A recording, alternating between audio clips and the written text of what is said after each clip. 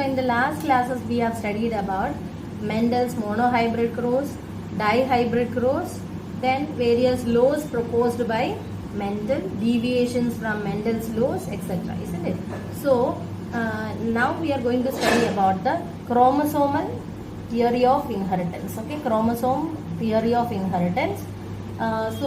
Actually Mendel, when he was explaining about the inheritance of characters, he said that certain characters, certain factors, okay, certain factors are getting transferred from parents to offspring, and his lifetime was between 1822 to 1884. So that time he was not at all aware about what about the genes, about the nucleus. He was not knowing about all this. Okay, he simply said that on the basis of his experiments, okay, conducted on pea plant, he simply said that certain factors are getting transferred from parents to offspring. Okay, and it was later on by various scientists. Okay, by various scientists like what Boveri. Okay, Boveri in 1889 he said that, okay, the importance of nucleus in the transmission of hereditary characters. And in 1902 Sutton and Boveri suggested that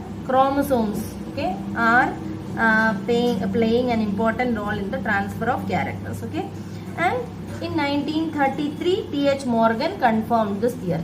So chromosome theory of inheritance says that, okay, the Mendelian factors or genes, they are located at specific loci on the chromosome, and it is the chromosomes which segregate and assort independently during meiosis and recombine at the time of fertilization in the zygote. So this is what chromosome theory of inheritance. So what it says is Mendelian factors or genes are located at specific loci on the chromosomes, and it is the chromosomes which segregate and assort independently during meiosis and recombine at the time of fertilization. Okay, is it clear? That is, do you remember the behavior of chromosomes during meiosis? You have learned about what prophase, isn't it? Then what metaphase 1, anaphase 1, all this in detail last year, isn't it? So in that it is clear that, okay, during meiosis the chromosome pair, they align homologous chromosomes. Do you remember what is homologous chromosomes? Chromosomes which are having same number of genes and size, okay, and they are identical to each other. Okay, identical in the sense they bear the genes of the same character. Okay, so that kind of chromosome, they come and align in the center, and then what, they move apart during anaphase 1. Do you remember? So the behavior of these chromosomes is resulting in the segregation of characters, means like what, independent assortment, okay, is well explained by the chromosomal behavior during the meiosis. Is it clear? So this is what chromosomal theory means. Simply chromosomal theory of inheritance explains what?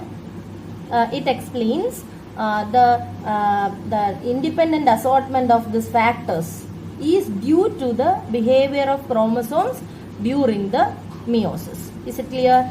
So this Sutton and Boveri, okay, so this theory was proposed by Sutton and Boveri, and it was confirmed. Okay, it was confirmed by T.H. Morgan, Thomas Hunt Morgan, in the fruit fly known as Drosophila melanogaster. Don't forget, and while writing scientific name when you are writing, you remember capital D, okay, then small m and underline separately. This may be this can be asked in the examination also. Okay, so Drosophila melanogaster was the fruit fly. Okay, fruit flies. In this he had done the experiment and proved the chromosome theory of inheritance. Okay, so he proved, okay, that the variation that is produced during the sexual reproduction, okay, is due to the behavior of chromosomes during the meiosis. Okay, and during zygote formation, what happens? As you know, male parent will give only one cell, that is sperm. isn't it? And the female parent will give egg.